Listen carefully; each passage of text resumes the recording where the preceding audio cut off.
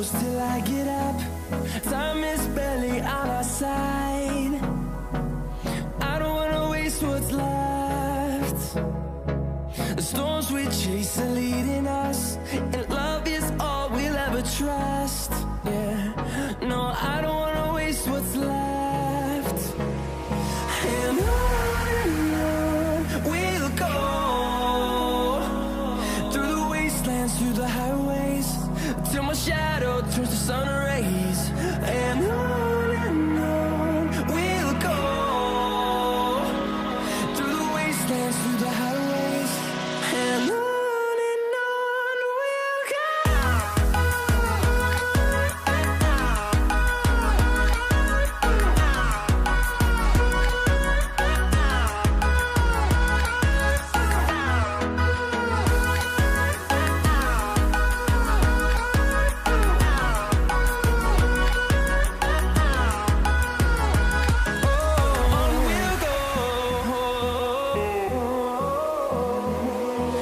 Finding life along the way, melodies we haven't played. No, I don't want no rest. Echoing around these walls, fighting to create a song. I don't wanna miss a beat. And on we'll go, through the wastelands, through the highways, till my shadow turns to sun rays. And on we'll go, through the wastelands, through the highways, and on we'll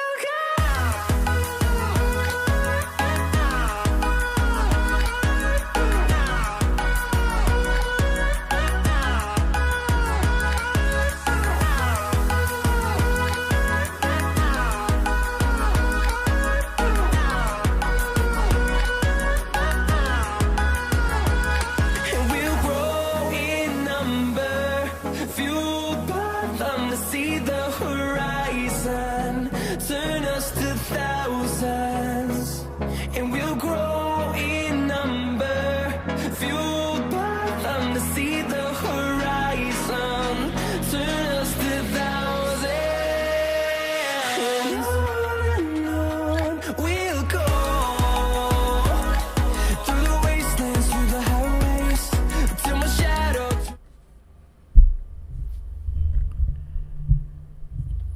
All right. How's everyone doing? Looks like, sorry about that. Had a little mic issue. Hope everyone had a good Thursday. And so tonight we're going to continue this long road to the DevNet Expert. It's actually coming. It's pretty close. Closer than every day is like ticking down. So, as always, we'll kind of start with the schedule, kind of what I'm looking at this week, and then, the following weeks moving ahead. As always, if you're new here, if you just have any questions, this time is your time. So if you have any questions or just want to chat, please feel free. Don't be nervous or shy. Put something in the chat. I love talking to people, especially during these live streams. This is kind of one time I get to kind of talk about what I'm studying, but also like interact, with the community. So please feel free to put something, in the chat if you want to have a conversation. So let's see. Okay. So this week was this week, man, I was like kind of nervous about this week. So this week was Kubernetes. Looking at Kubernetes, and for those that don't know, or maybe you've just heard Kubernetes, Kubernetes is basically an orchestration tool platform for containers. So a lot of times you see, they orchestrate Docker containers. So that actually is why last week we looked at Docker containers, and this week we're looking at Kubernetes. Just because it kind of goes hand in hand. If you don't know too much about containers, and especially Docker containers, then Kubernetes is, it's like chicken or the egg. So this week we're looking at Kubernetes. It's definitely not. Like I said, I kind of felt nervous going into it, but I actually had this cool book that I got. It's a O'Reilly book. I'm gonna try to flash it on the screen. It's called Kubernetes Up and Running. Dive into the future of infrastructure. Ignore the highlighter, but this is a really good book. There you go. Yeah, so it's a really good book, and the authors are Brendan Burns, Joe Betta, and Kelsey Hightower. Really good. It helps explain, and we're gonna dive into some documentation tonight, but it really helps explain like more than just how to do something. It explains, kind of why. Like, why was it built this way? What's the difference between service A, service B, or I guess that's a bad example, but between the different components, right? Because there's multiple ways, obviously, to do things in technology. So I'm about 45, almost halfway through, 45%, 50% through the book. It's only about 260 pages, maybe. Not even that. Yeah, about 240, 245. And I'm around page 100, so a little less, like I said, a little less than halfway through. The problem and what kind of is pulling me back is, obviously it being a practical exam, you kind of have to balance your book time and your lab time. So I've been doing both. I've been reading and then, doing lab. So that's kind of why I'm only halfway. But I plan to have it finished by the end of this weekend. Hey Marcos, how are you doing? You asked if it's the third edition. No, this is the second edition. I didn't know the third edition existed. So, well, I'm an edition behind. No, it's the second edition is the one that I have. So, oh well. But it's still, like I said, it's still pretty relatable.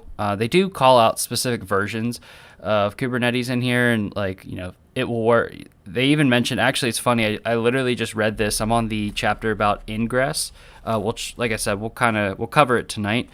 Let me see. I literally just read it before the stream. It was something. Basically, they said that there's a bug. Like literally, it says, if you see this, just know it's a bug, and it was patched. Right here.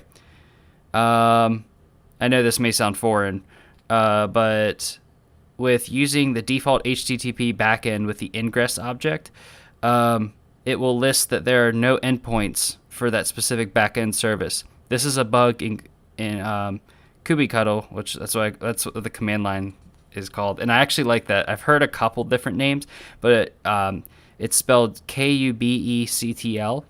That's like the command line, Kubernetes command line. But it's a bug in that command line tool, and it's fixed in Kubernetes version 1.14. I thought that was just interesting that they put it in the book.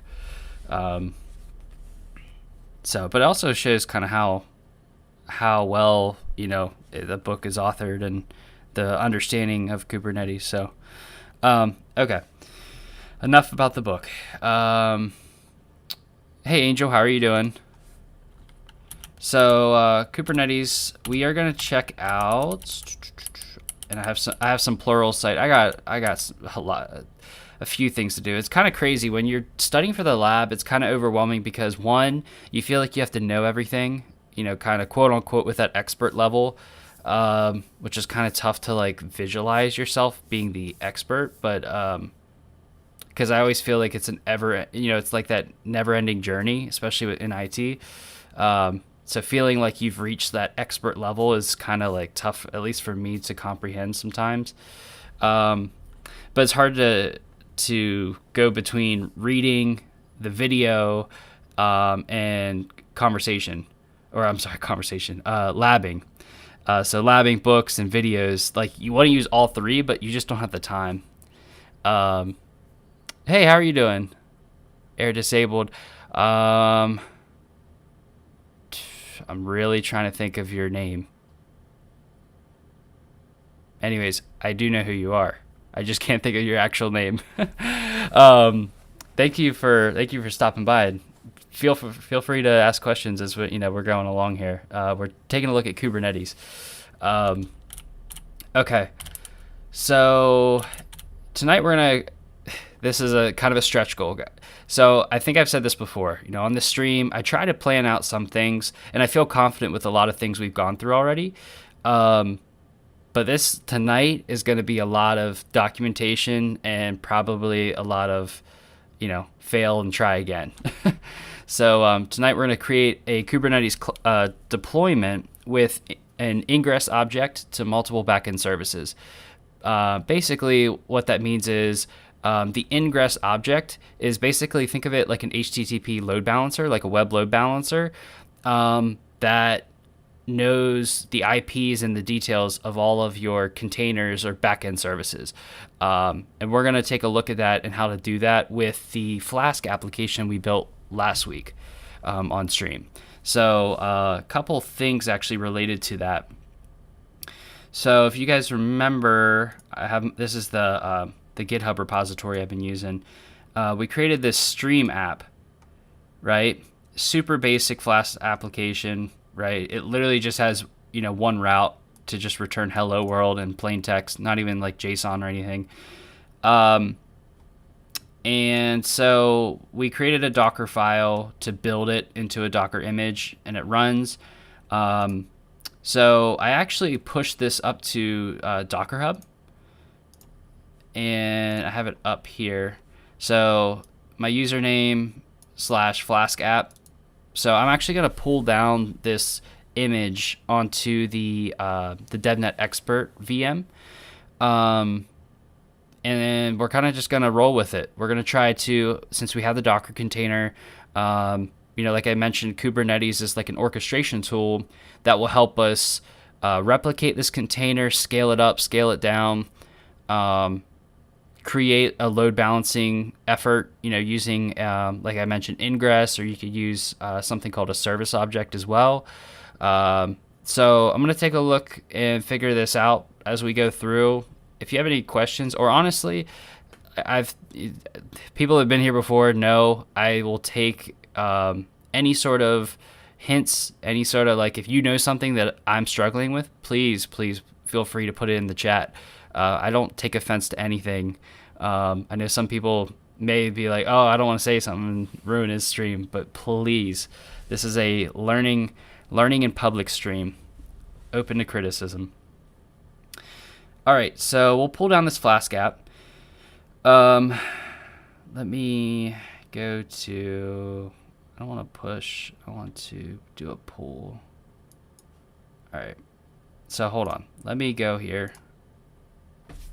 So for those that didn't catch it, Hank Preston, Joe Clark, and Kurt, I forget his last name, the team basically that built the DevNet Expert Lab exam hosted a webinar this past week, and I attended, and I thought it was great. I feel like it provided just enough detail. Some of it I knew, but that's also because I'm obviously I'm in it, looking through the software requirements and, the libraries and all that.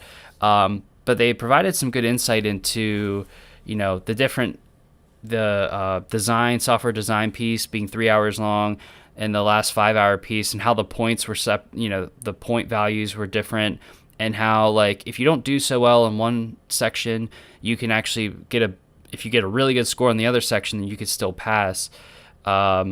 And then also talking about time management being important. The DevCore, specifically for me, the DevCore exam, I know that there are some people, especially in the It's All About the Journey Discord, the Art of Network Engineering Discord, they are studying for the DevCore exam. That's honestly, I know that is a big exam in itself, and there's a lot of knowledge there. The time management was the roughest for me. Being able to pace myself and know, okay, I can't spend 10 minutes on this, this design question. Or the ones that trip me up would be about API interactions, right? Because in your head, you're trying to map things out, or you're trying to interpret things or read through documentation. And that was the biggest struggle for me. So time management, I'm like, that's about the only thing that kind of worries me is, am I going to have enough time? And you might think like 3 hours for design, 5 hours for the practical is enough. I'm actually kind of a little worried about the 5-hour piece, to be honest, just because it's all practical and there's going to be a lot of coding on it, and just understanding. I mean, honestly, coding from scratch is tough, but like it's even tougher, I think, to read other people's code and then add to it, because it's just such a wild card. So, okay, so I have. I think I brought this up last week. This is that candidate workstation that they talked about on that webinar that I was just referring to. I already have, this is the GitHub repository I just showed you. This is mine, and I just changed the git config and cloned it. Let me see if I can, I'm trying to minimize this.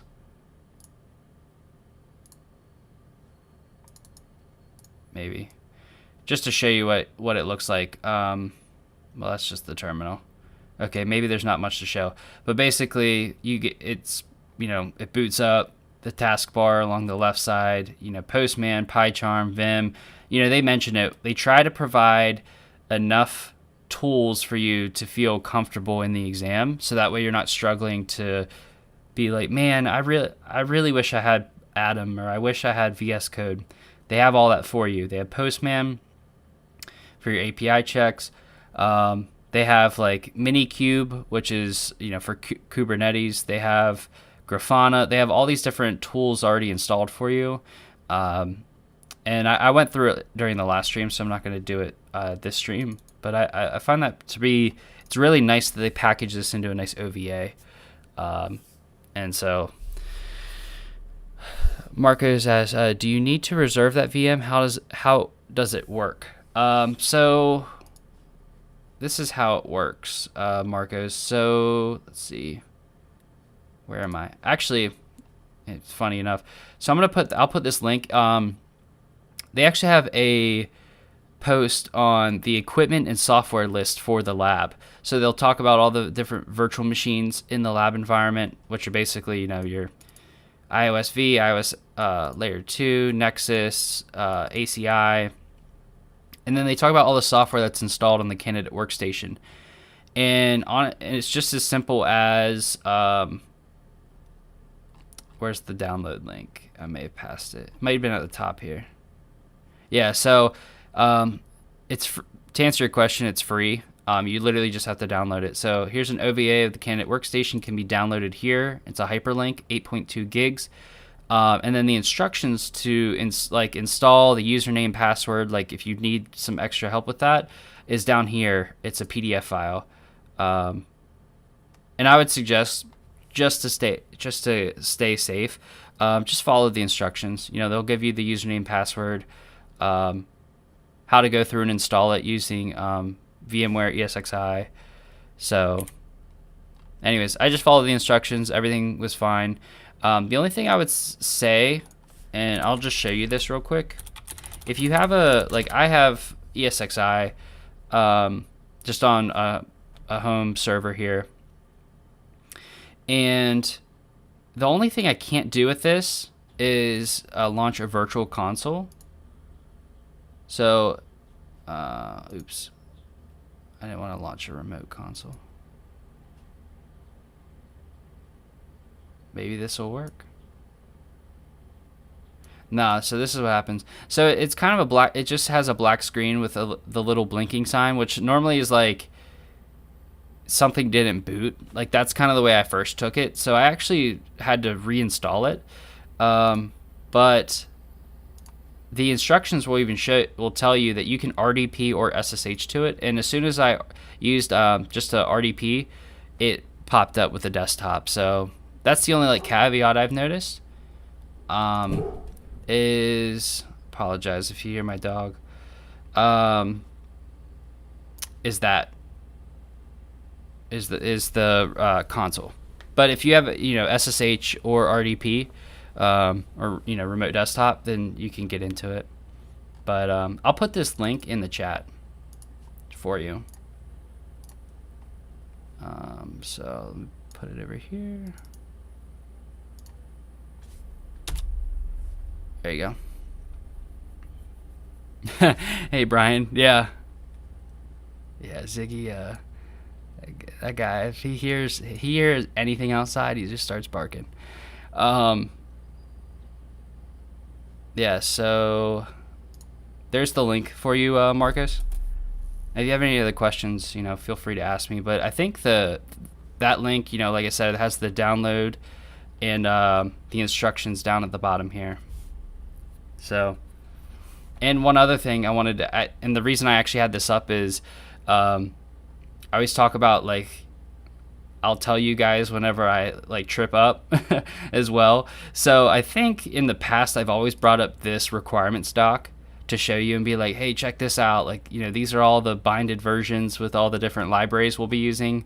And I think I've said in the past even, I'm like, oh, this is going to take forever. I got to read through all this and, look through the documentation. I've looked at this document before, but I've never just made that connection. So this requirements_docs file literally has all the libraries, basically all the libraries without all the dependencies. So if you look at this, for example, right, let me just find one here.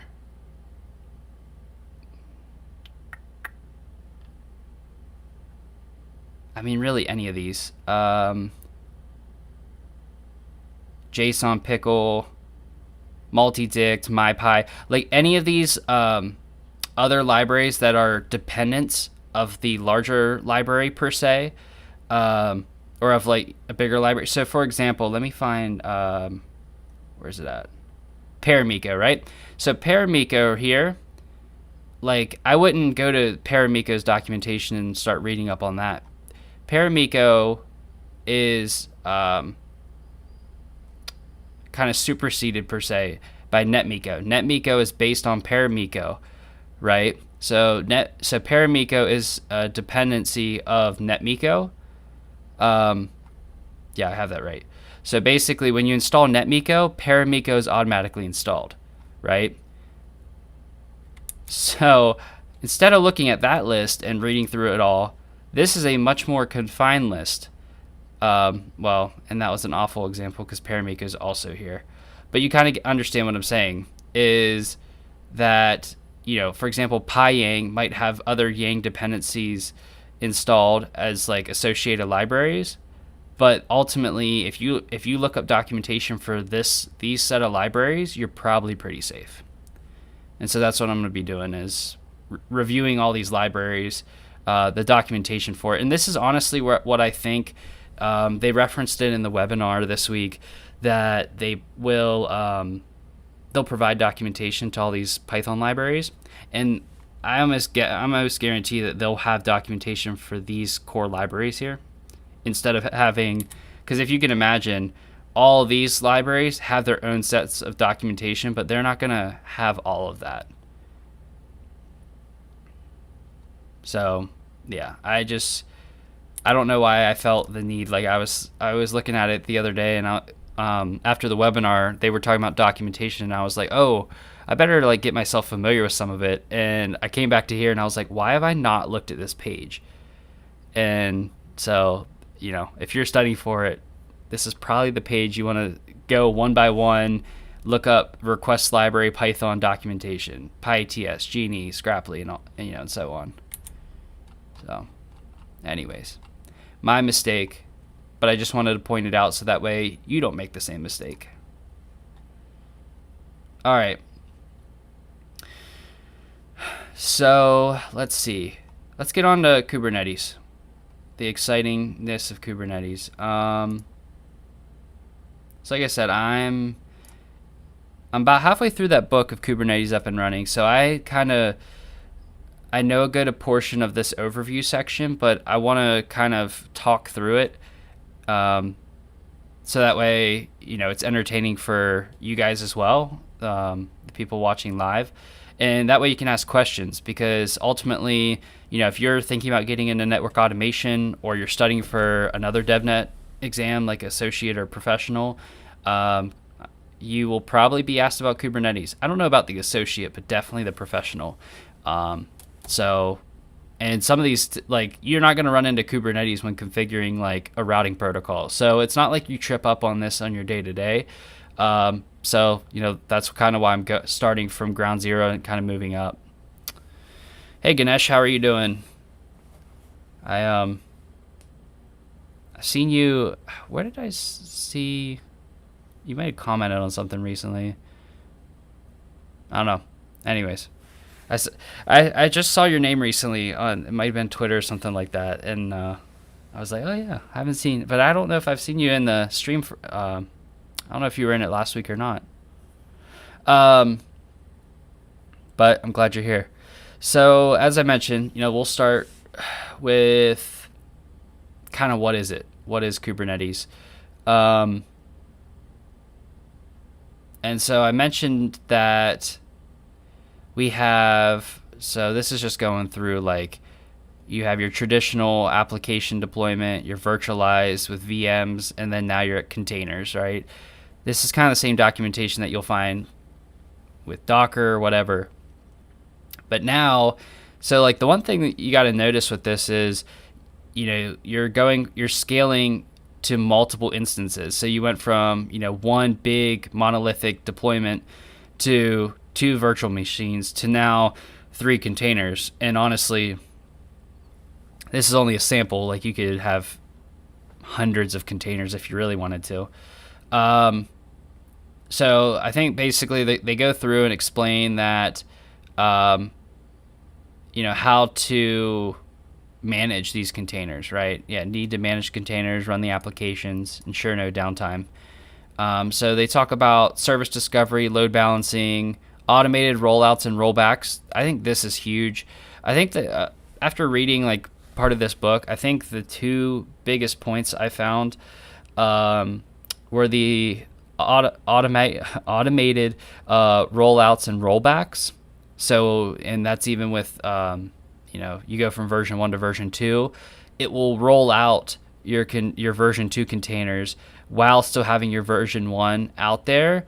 But version 2, like let's say you have 5 containers running version 1 and then you're rolling out version 2, version 2 container 1 will roll out and it will take one version 1 back. And it will kind of go sequentially to make sure that basically your service stays up.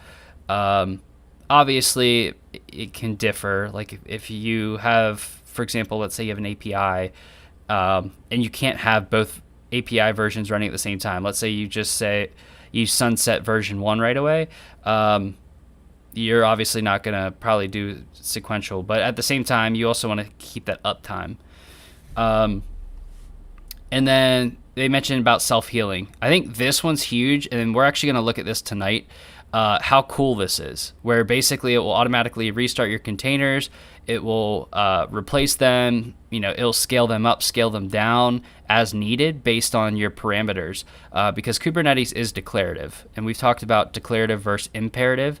Declarative is more, hey, this is what I want, and Kubernetes, you figure it out. So that's kind of where it's pretty cool, and you can see this right away. And like I said, we're gonna stick with a simple example tonight, but it's pretty neat because we'll be able to watch it, as we scale up and scale down. Ganesh said, I used to be regular, but missed a few streams, got busy with the kiddo, hoping to join every weekend. Hey, thank you. Trust me, your kiddo is much more important than my streams. My streams will always be here, whether live or on YouTube. So you can definitely watch the VOD and go back and check it out. But I appreciate it. All right. So, and it talks about what it's not. And so with that, honestly, we're going to just take a look at the components, because this is super important stuff. But I want to get to actually, deploying some pods and showing you guys like an actual example. So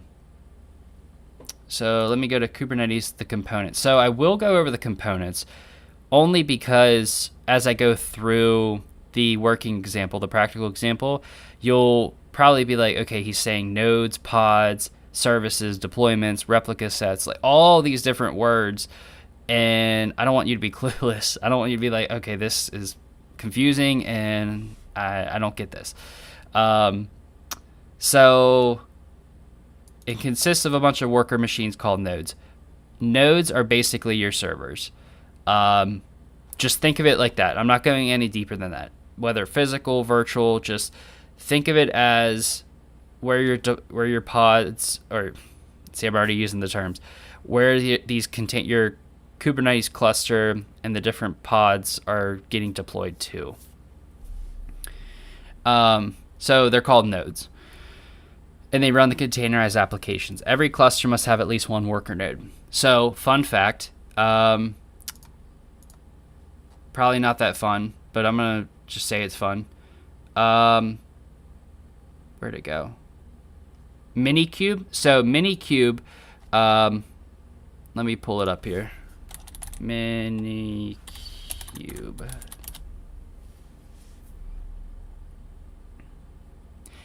Yeah. So MiniCube is a utility, a small utility that sets up a local Kubernetes cluster for us on an operating system. So it doesn't horizontally scale. It stays on one machine, and you could just deploy it as is, right? It's a single node cluster, right? So as this talks about nodes, and every cluster has at least one worker node. In our case, and in the DevNet Expert Lab, we have one node, and MiniCube is basically that Kubernetes installation, right? It's the one that hosts that the cluster. So the worker nodes that host the pods, it's a set of running containers in your cluster that are components of the application workload. So the pods are interesting, right? Because I used to, whenever I first was reading into this, back with my dev core studies, I always looked at it as one pod equals one container, right? One container should go in every pod. Not the case. So pods are what you can scale up and down or put limits on. So let's say a pod requires 3 replicas. So basically 3 copies to service. And that might be popular, like let's say with a web front end, right? Let's say you have multiple pods to service the different amount of web requests that come in. You wouldn't want to put a web server and let's say a database in the same pod. Maybe you do. Maybe that's just how your app's built. But think of it from this perspective. Are you going to scale your database as much as you are a web server? Chances are probably not. You'll probably want to keep your database separate because you're not going to want to have, let's say we go from 3 to 5 pods that all have the web server containers in them. You probably don't want to have 5 different, MySQL database server containers in each one of those pods, because there's a lot obviously that goes into a database, right? And they have to communicate, and it may not. The thing is, it may not even have to scale to 5 different instances, right?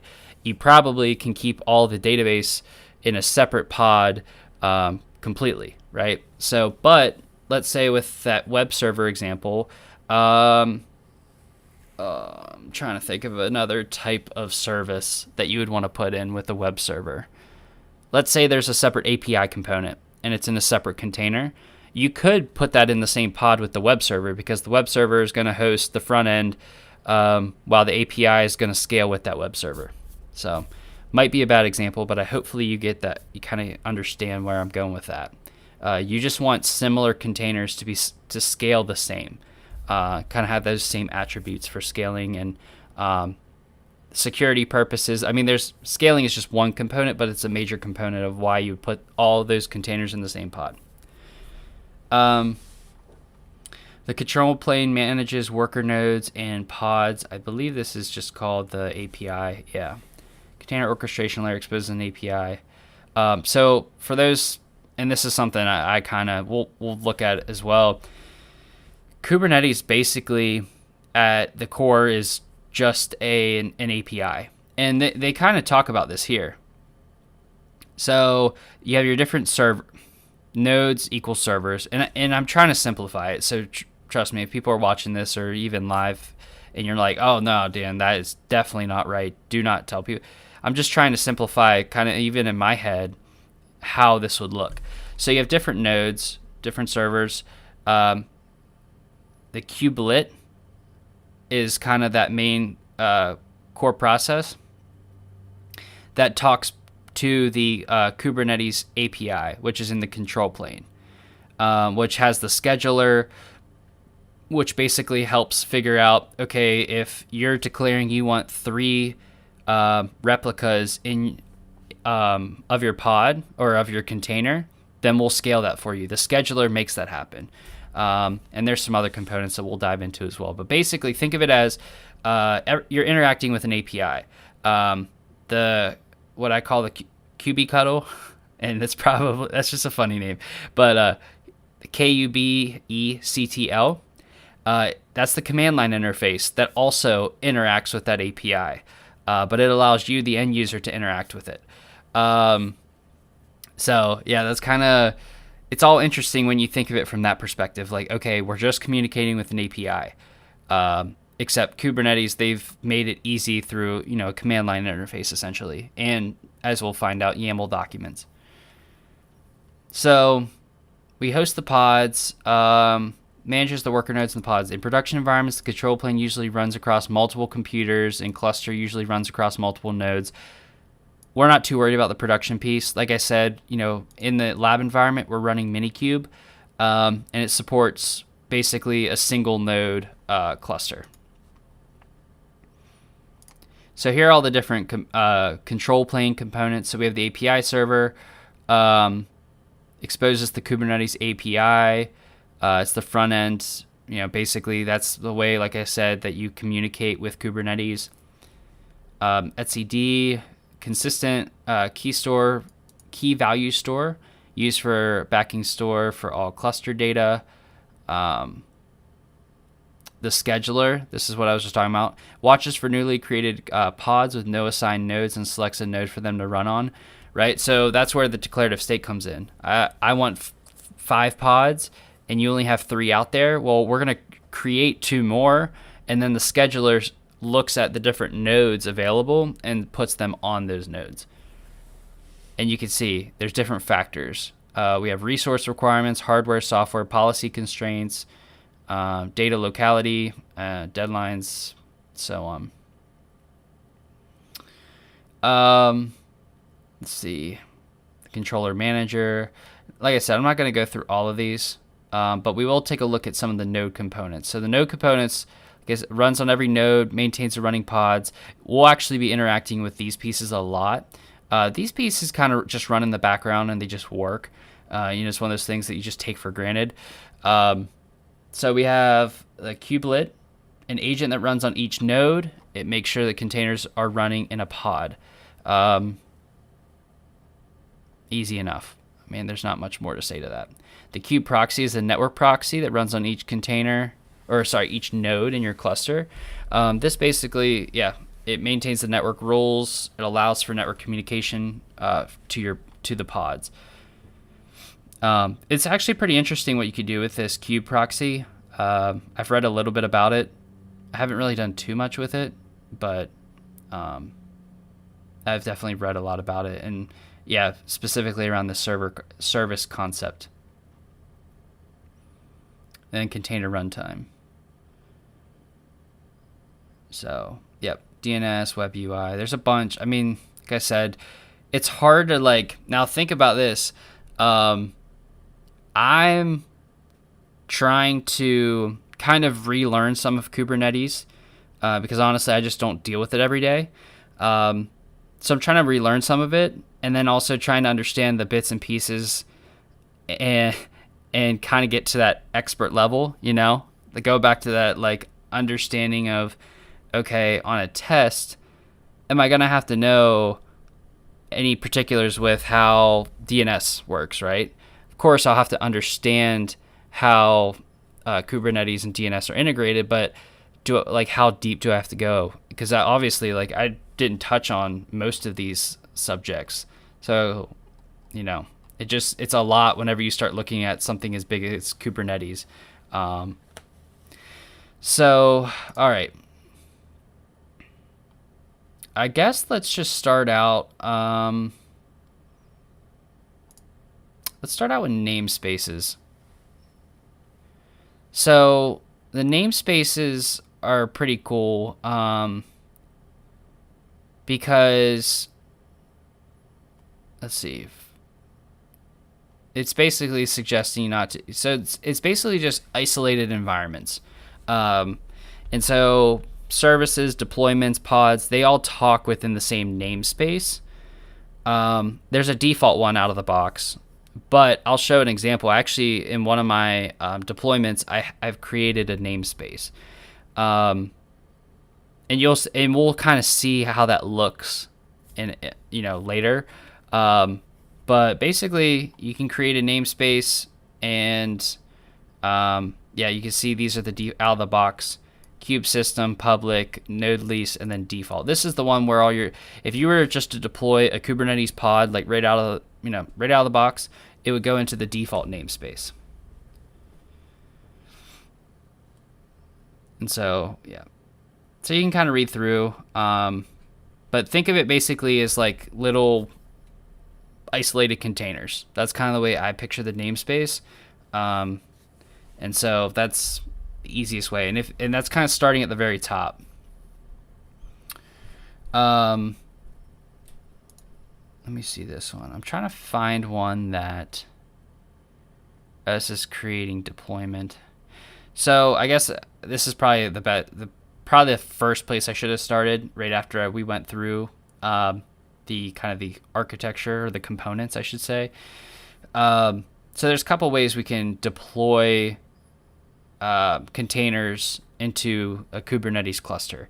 You can do it imperatively, which basically is showing here using the CLI. So you can say, hey, create a deployment called Nginx using the Nginx image, right? And it creates what's called a deployment object. The other way to do that is in a configuration file. And this can be defined in a YAML or JSON format. So we'll actually see that because all my deployments are in a YAML format. So it's using this configuration file. And the easiest way to do that is they're using the keyword create, but you can also use the keyword apply to deploy whatever's defined in your YAML file. So, kubectl apply -f, and then the name of the YAML file. And so they'll talk through the trade-offs of using, a YAML file versus the imperative commands, and so on.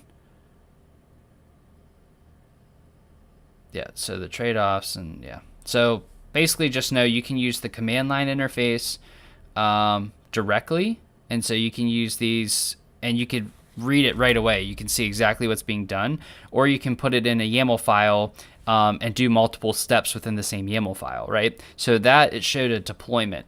But remember, like, there's pods, which pods do fall under deployment, but there's different components. There's a pods, replica sets, deployment service, ingress, load balancers. There's a bunch of different things we could do. And so that's why the config file kind of helps in that way. And I'm sure it's somewhere in these trade-offs sections. Let's see.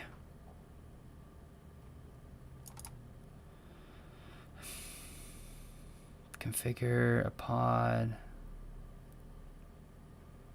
Well, I was going to try to show a simple example. These guys, all these ones, they just go right into it. If I can't find a simple example, we might just go into what I have. Yeah, let's just do that. So I'm gonna pull up. This is the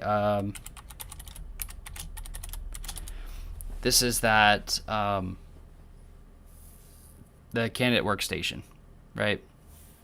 And so we have we'll pull down my Docker image that we created. I think it's called Flask app. So it's pulling it down. It's only like 22 meg, so it should finish kind of fast.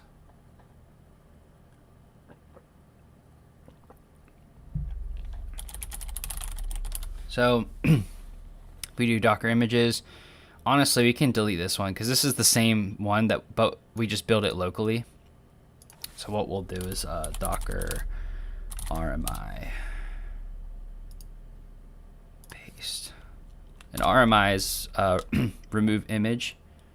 Unable to remove is being referenced. Interesting. Oh. 5F. So it was being used in a container that was stopped, and that was probably 7 days ago. It was during the last stream. So and then I just, since the image was associated with a container, I had to remove the container and then remove the image. So now if we do Docker images, we can see that it's gone now, and my image is right here. Okay, so now that we have that out of the way, we get rid of all these, and let's go to Kubernetes.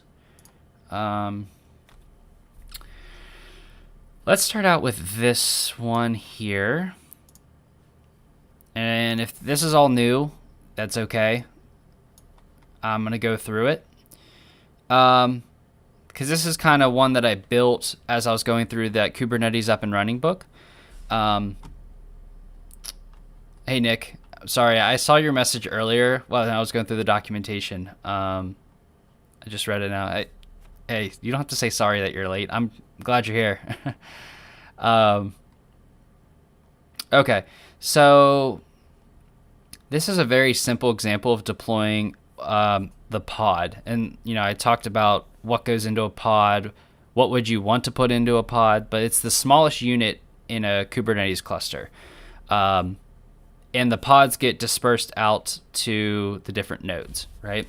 So speaking of, let me go ahead and actually what I'll do is keep this terminal kind of slim and maybe. Actually, you know what? Never mind. I was going to pull up another terminal, but I realized this might just be easier. I'll just add another one here, though. Okay. So this is that kubectl, and I say kubectl. Who did I get that off of? I think it was what was his name? Ben Finkel on CBT Nuggets. He called it that, and ever since he said it, it's kind of stuck with me. So this is the command line tool, right? And obviously, if we do help, you can see there's different actions that can be done. You can get logs. But a lot of times we'll be using this get keyword.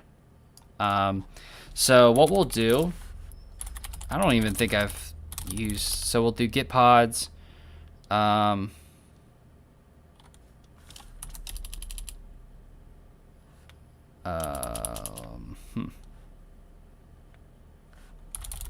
Maybe.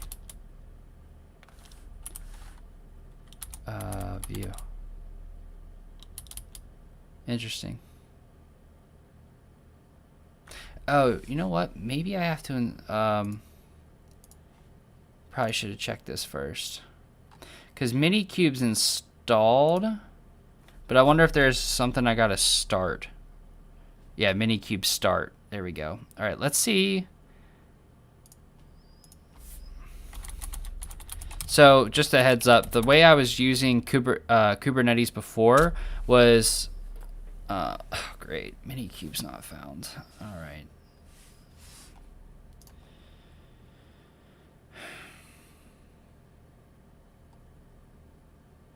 It's just weird because, let me see.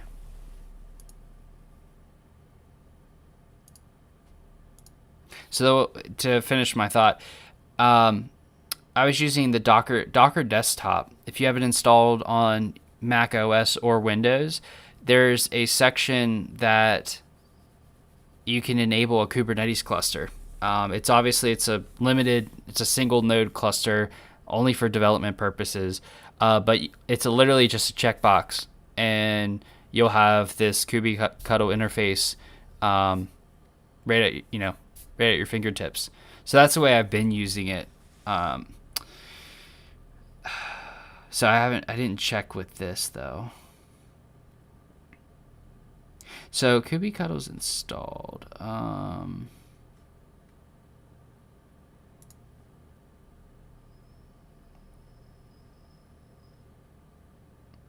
Interact with your cluster.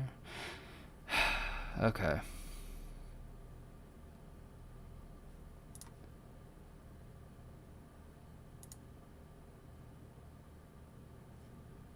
I don't want to really mess this up, this image, but it should be here. MiniCube. Help. MiniCube not found. Interesting.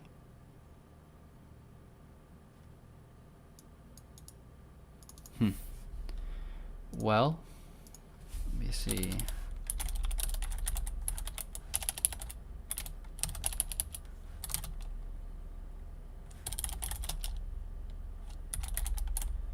Let me just try it this way. No. MiniTube. No, I didn't mean MiniTube. Well,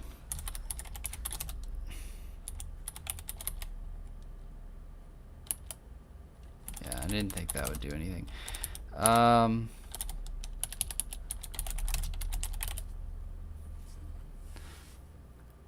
So there's just not a cluster installed. So the kubectl interface is here, but MiniCube is not installed.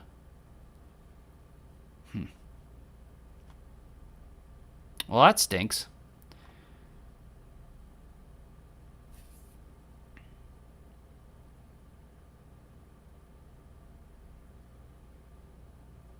Trying to think of what I could do.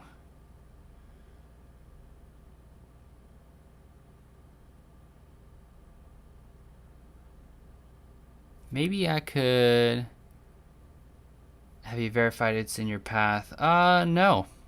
That's a good point. Let me check that.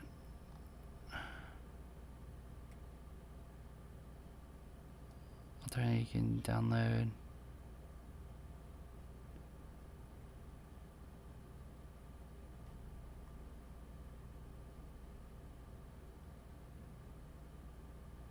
No. Let's see.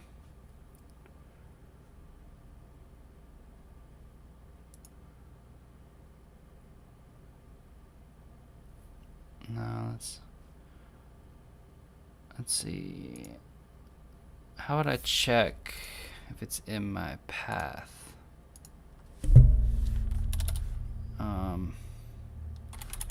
It's just echo path? No?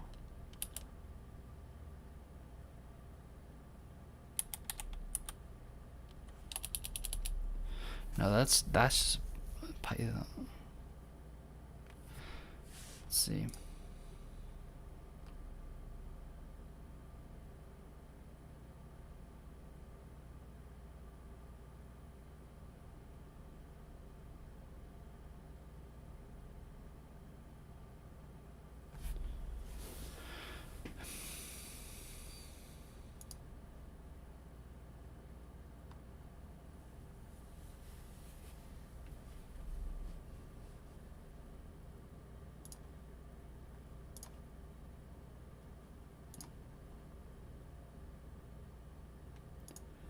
Debian package, depackage.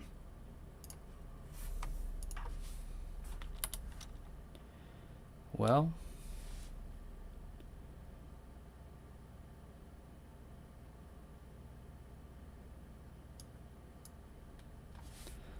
see. App list. Oh, probably should have grabbed. Whatever. Actually, I'm going to. I'm not looking through all that. App list, grab.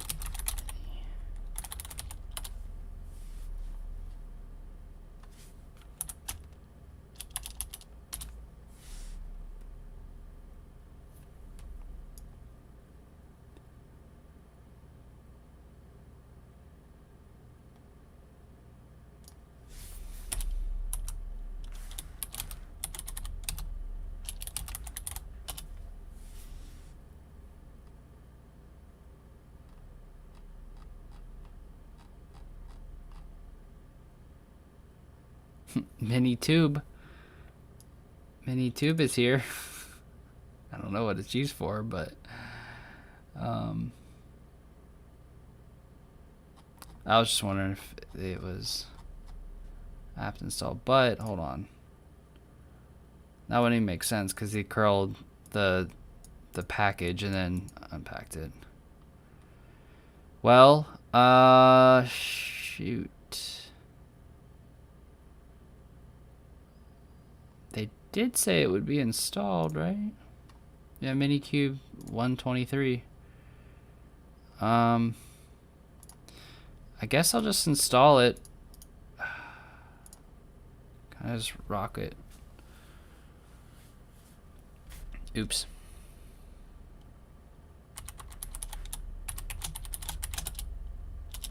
Oh, I forgot you can't do sudo.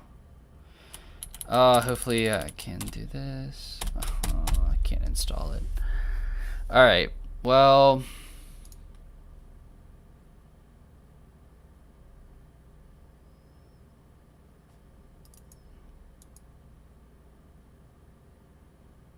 Let me see. I actually have Docker Desktop.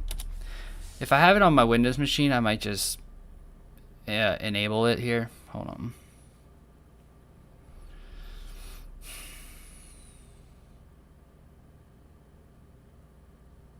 That kind of stinks, though.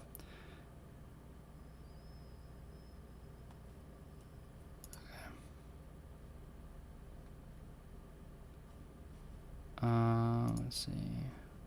Kubernetes, enable Kubernetes.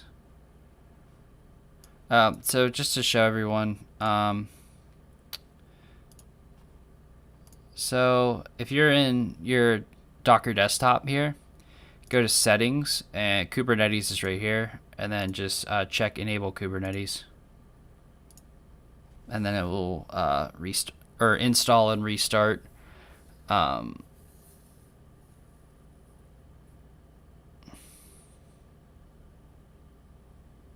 And you'll notice down here too, instead of you'll have the Docker engine running, and then you'll have Kubernetes starting up as well.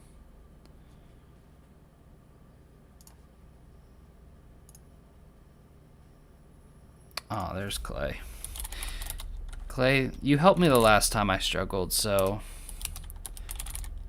let's see if it works now. Well.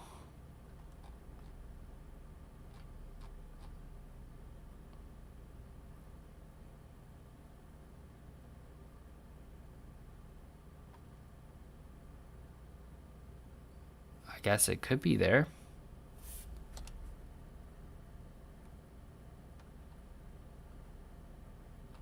It's weird though because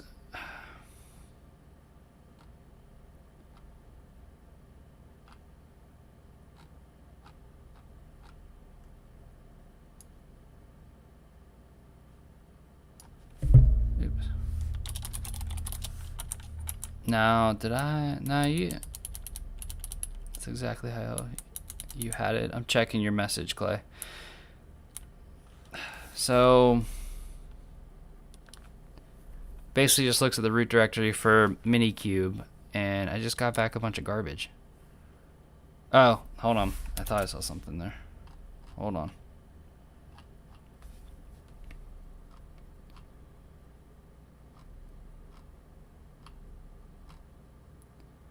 I thought I saw something towards the very beginning.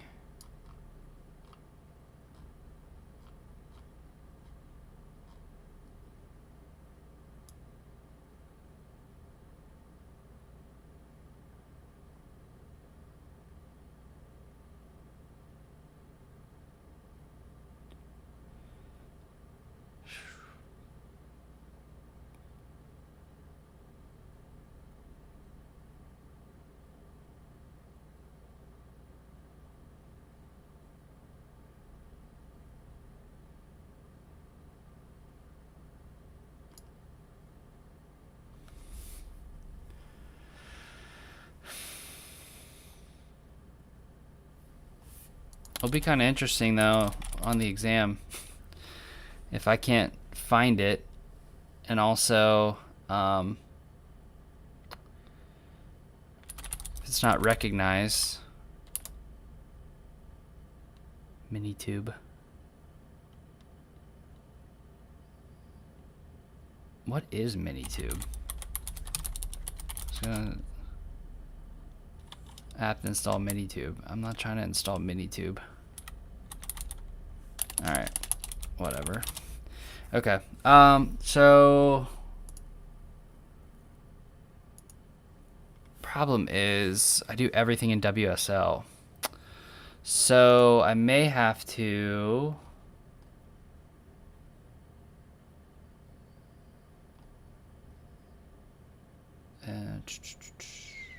Windows.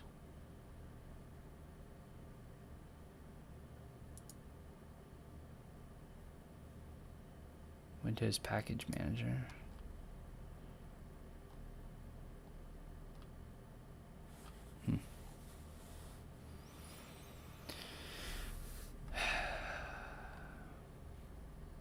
You know, it's funny because I was actually thinking about it before I booted up the stream. I was like, probably should just test to make sure everything looks good on the candidate workstation. Not the case. I did not do that. I was like, oh no, it'll be fine. It'll be fine. But it's weird because KubeCuddle's installed.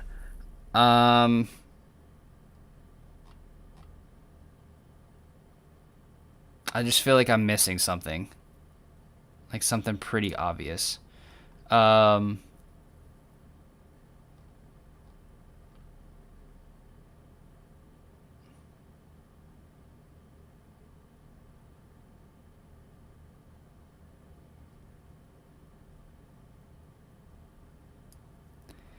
Like, this is definitely, oh. So Kubernetes is up on my computer. This is gonna error out again. Yeah. All right. I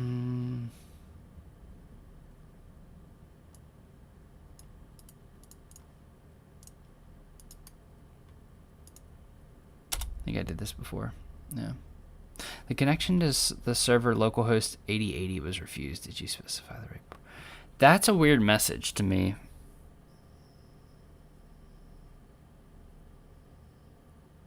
But I kind of get it because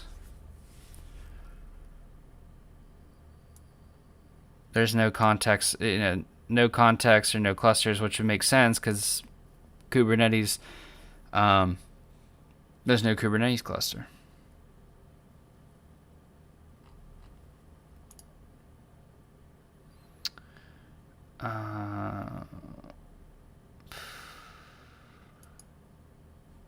Just out of curiosity, let me try opening up WSL real quick to see if it works in there.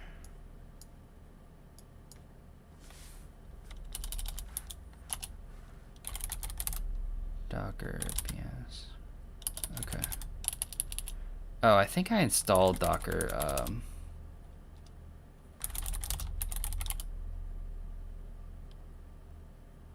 Oh, okay, so it does translate. Because, okay. This looks promising. CD, DevNet Expert, git pull. Okay. KubeCuddle, git pods. Okay, okay, alright. Okay, we might be back. I gotta figure out the candidate workstation. Let me boot up Flask. Sorry for the brief delay there. Okay, so I have oops, new terminal. Just taking a look at, okay. I think that looks right on the screen. I want to make sure you guys can see that. I actually might zoom in one more time.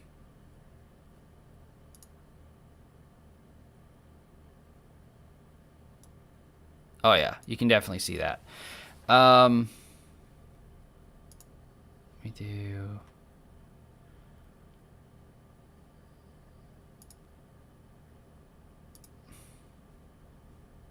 I don't want that.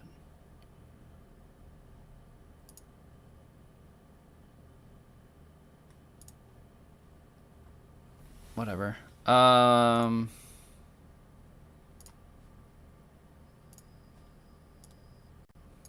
how about this? Let's take a look at the YAML file we were originally looking at.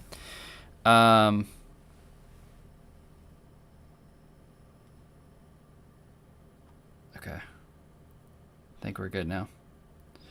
All right, so there's kind of like a mix, and this is kind of like, you know, a mixture of like beginner stuff, and like then it gets into like some more advanced things. So it's not like I want you to know, like, when I'm going through this, like, there's some things that like I might have read in chapter 6, and then there's some things that I might have just saw in chapter 1. So, you know, there's a mixed bag of things here. So if you read this, you know, like I said, read this Kubernetes up and running book, you might get like some of this in like the very first chapter, and then like a few chapters later, you know, some other stuff will come in.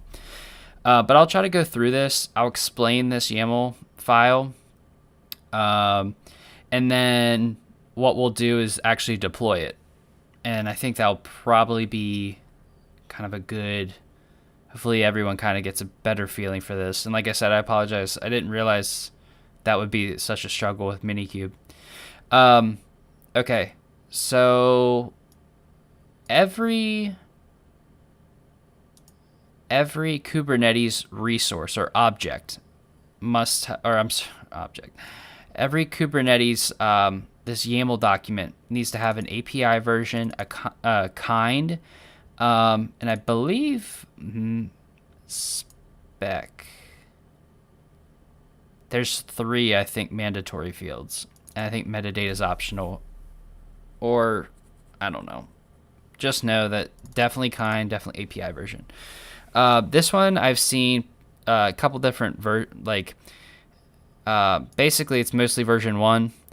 The kind is super important. So kind is the different type of object. So I think, you know, we talked about pods, deployment, service, ingress, like all these different components, right? Well, this kind keyword defines what you're deploying. And we'll take a look at another service over here because I have a couple, as you can see. The metadata is exactly what you know you'd think it is. It defines a name. The labels are super important when it comes to deploying an application and maintaining the application. So don't want to slack on the labels. Let's just say that, and like I said, it'll make more sense when we look at another example.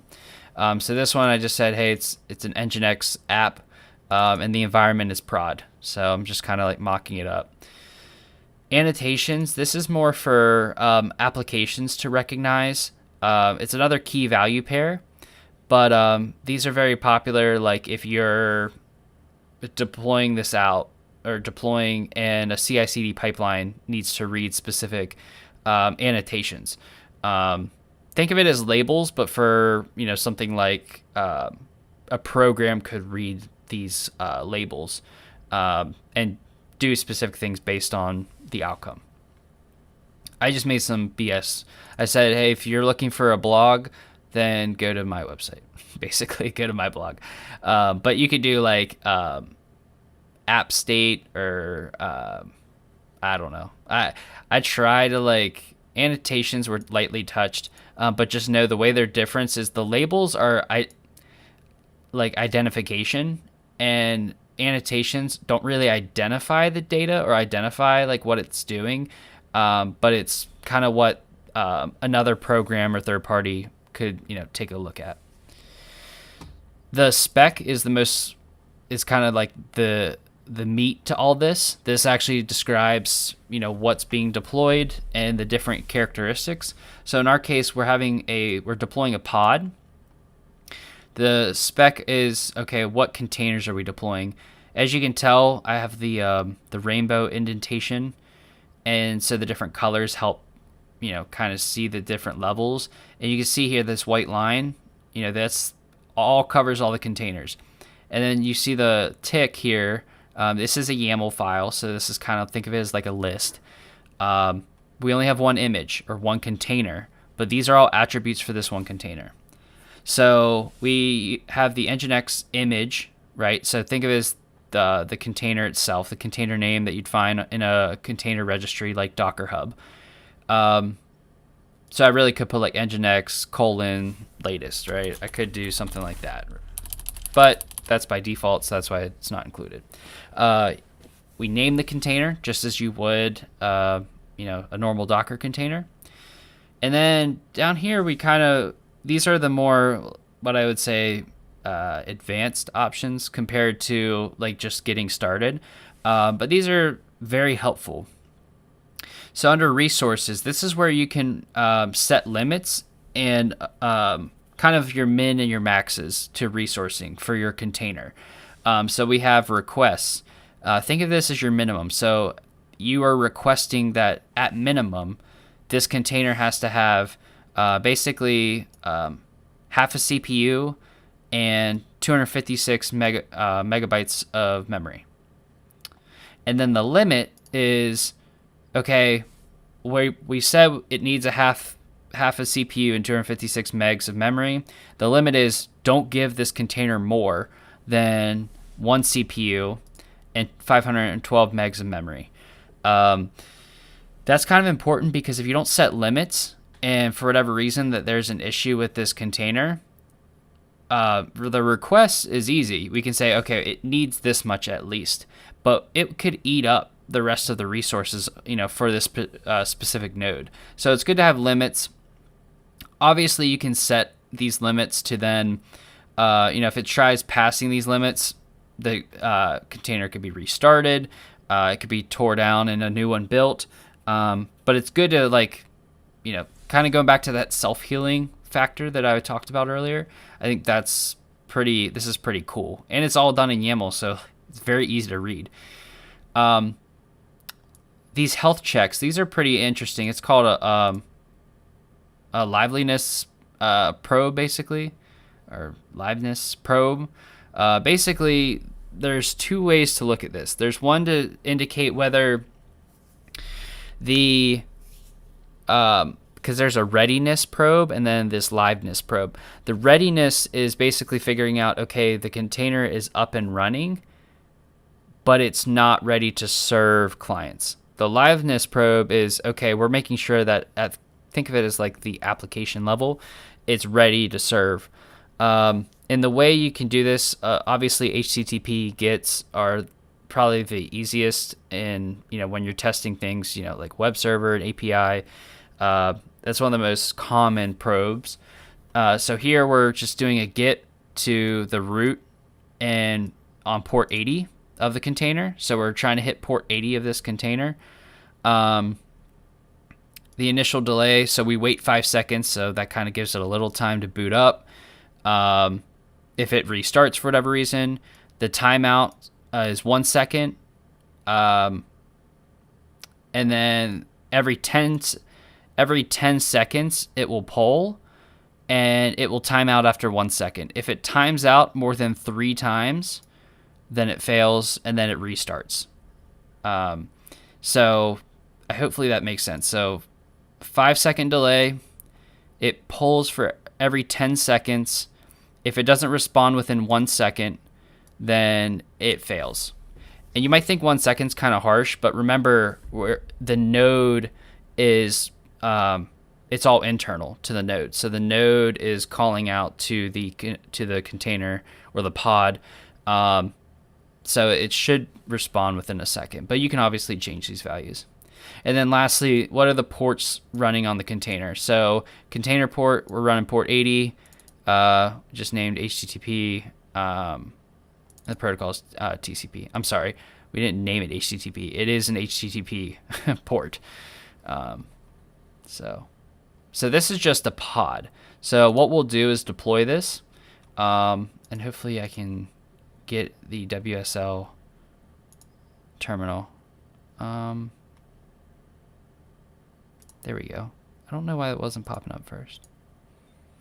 Nick asked, I don't know if this has been asked already, but did you write this manifest YAML file from scratch, or did you get the template from somewhere? Marco says I have to go. Thanks, Dan. Marcos, thanks for joining. If you're interested, I'm sorry, we're kind of just getting the practical part. If you're interested, obviously, the VOD will be up later tonight, or you can watch it later.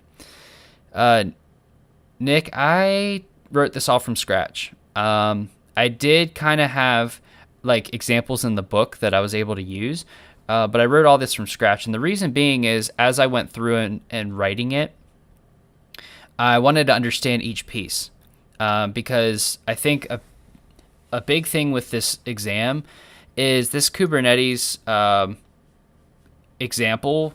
I know if we go to, let me pull it up here. I won't need this though. If we check the exam topics, and I actually meant to cover this in the very beginning. If we go to the exam topics, we can see that we actually have to create, as I mentioned before, you got to look at the verbs here in the beginning. You have to create, wrong one. Package and deploy a solution using Kubernetes. And then you have to use these different components here, right? Manage the life cycle, monitor the pods. So doing all, I figure as I'm writing this manually, it'll kind of teach me okay, where are the health checks at? Obviously the resource management isn't a health check. But the liveliness probe, the readiness probe, those sort of things could be considered health checks. And there are separate, there are some other ways to check it as well. Nick says, mess around with the service for the pod to abstract the IP and name. Yes, we will do that. We are going to do that actually in one of these other examples here. So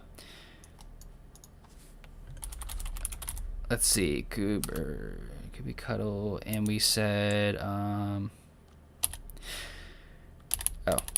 me change into here.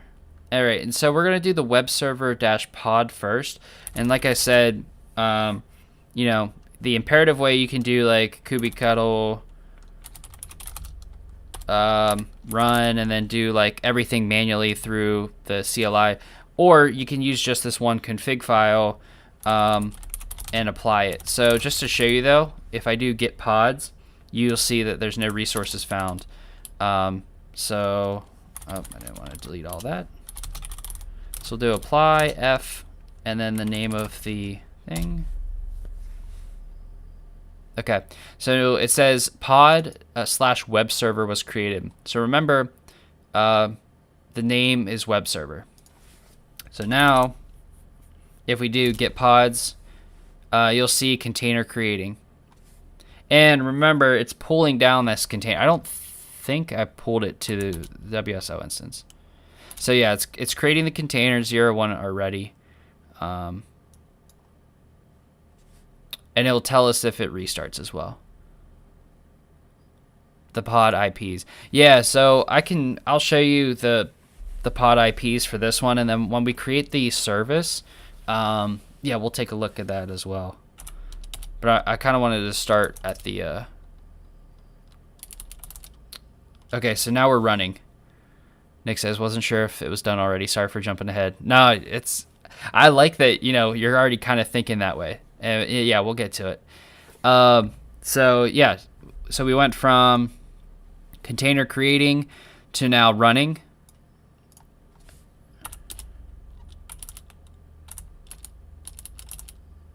So we have a pod running.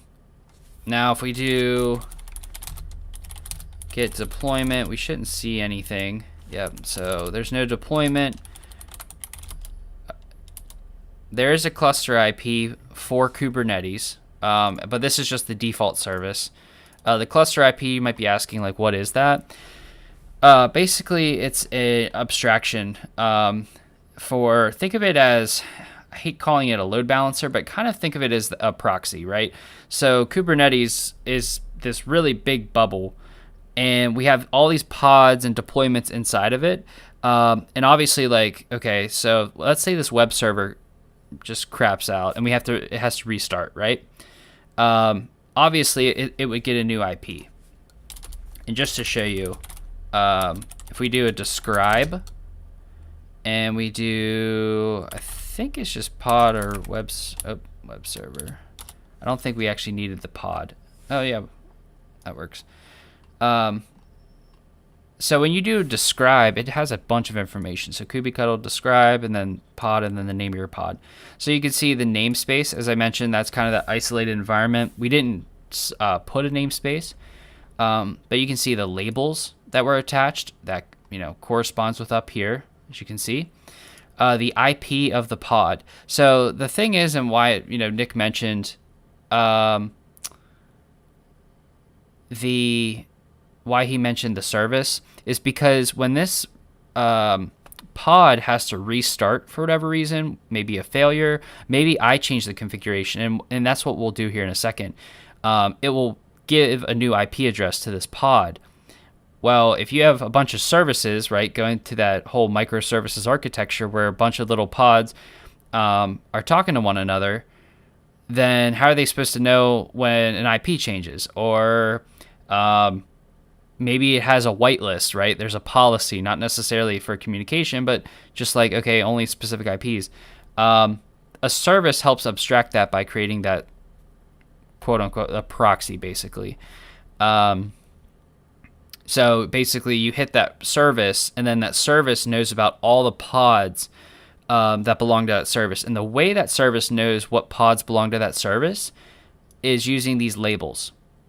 So that's super key, and that's why I mentioned, like, it's super important to have meaningful labels and understand because they build on top of other components. Nick says, apply is the imperative method, declarative preferred. I can't remember. So apply is the declarative method because you're declaring your state in this YAML file. So as an example, let's see. I'm trying to think of a way we can reboot this. Okay, so if I change the container port to 8080, right? It's running Nginx. And let's say I do not. Basically, this liveliness probe will fail because it's trying to hit the container on port 80, but it's only exposing port 8080, right? And the way to reapply this is, oops.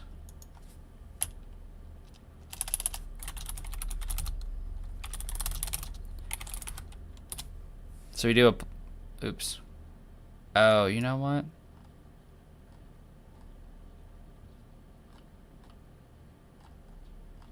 I think we have to remove it.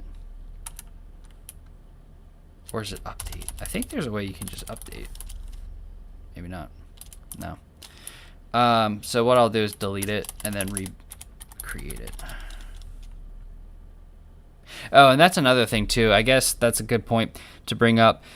When you're deploying these pods, they're very like, you deploy it and it doesn't really have too much intelligence built in because it doesn't, the deployment component or the deployment object helps measure how many, keeps track of how many replicas should be up, how many clones, right? Should I have 3 instances of this Nginx container up? If there's one that goes down, it will replace that, right? So that's why they mention, if you read anything about Kubernetes, they mention not to use the pod. And this actually might be a good time to transition to the next one because we've kind of exhausted our resources here. And it's just not good practice. But I wanted to show it at the base level of like all the different things we could do. But Nick, to answer your question, yeah, the apply isn't, I would say that's not the imperative method. What I was saying was the imperative method is if you did kubectl run, and you could do like here, where'd it go? So basically everything that's in this YAML file, you can do through the CLI. So you can do kubectl run container equals nginx or name equals web server. That's why they say it's more imperative, because you have to actually like type it all out. But at the same time, it is kind of declarative because you're telling it what to do. Whereas, having a YAML file, I can say apply, change this up, say apply again, not with just a pod, but with a deployment, and it will change things up. So just to show, and we'll just jump to this. I realize it's about 9:30, so I want to kind of get to this one here, because the DevNet app is actually one that I did based on the Learning Lab. It's cool, it works, but I wanted to make it a little more commented, I guess you could say, from a learning perspective.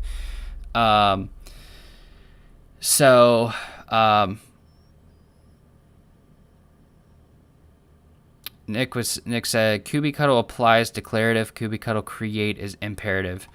Well, kubectl create is basically the same thing as apply, because you're still referencing a YAML file.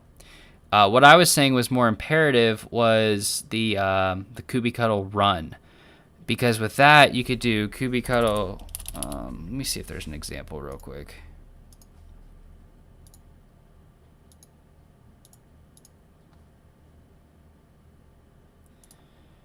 Containers, pods.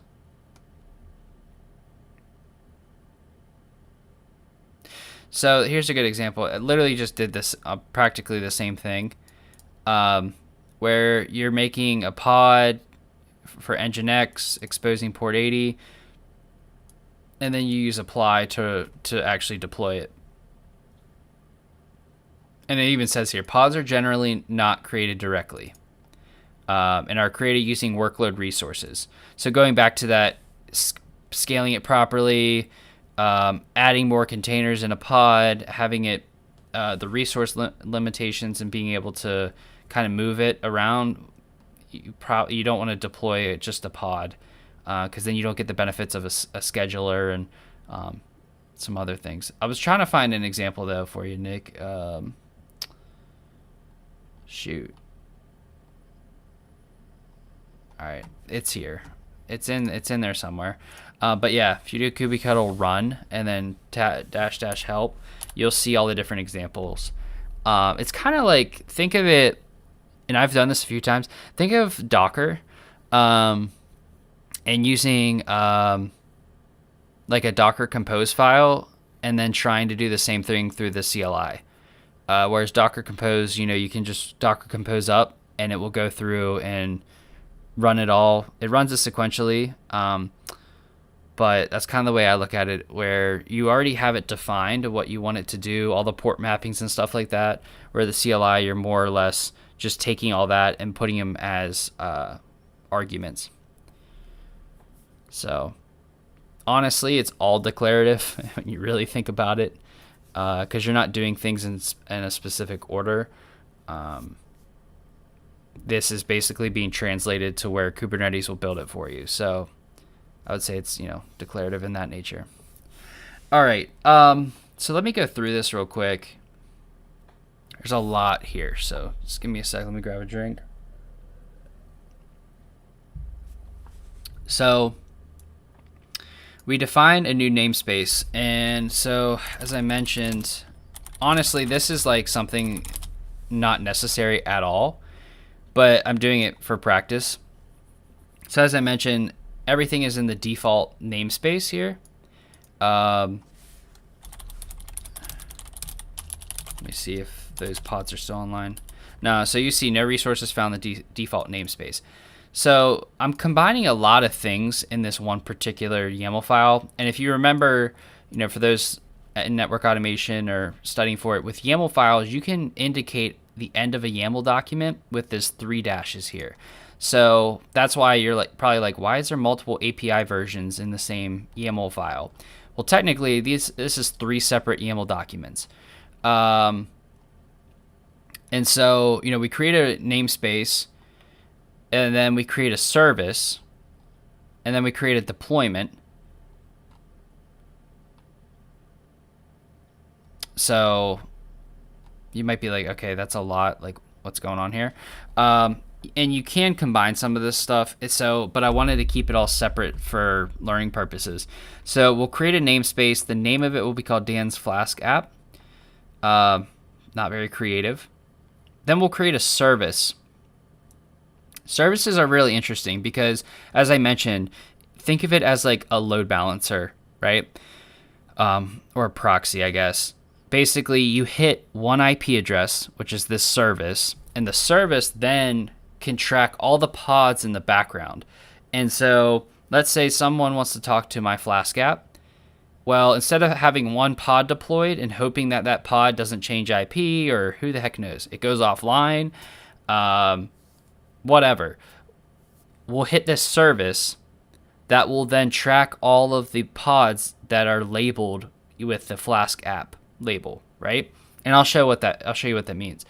And that way, all services just all connections, network connections go through this one service. There is a Kubernetes object called an ingress controller. It's very much, ingress is basically only for HTTP, HTTPS traffic. So it's very popular with, as you can imagine, APIs, RESTful APIs. So that's the difference. Services, what we're defining here is TCP. It's layer 4 versus HTTP layer 7. So that's the big difference. And so we're just defining a service here. I was going to try to define an ingress tonight as well, but I think I'm going to stick with this and then go through some of the output, and then we'll kind of wrap it up from there. But I just want to make it clear what a service is and why it's important. Yeah, Nick says, I thought it started with 3 dashes, ended with 3 dots. Today I learned. That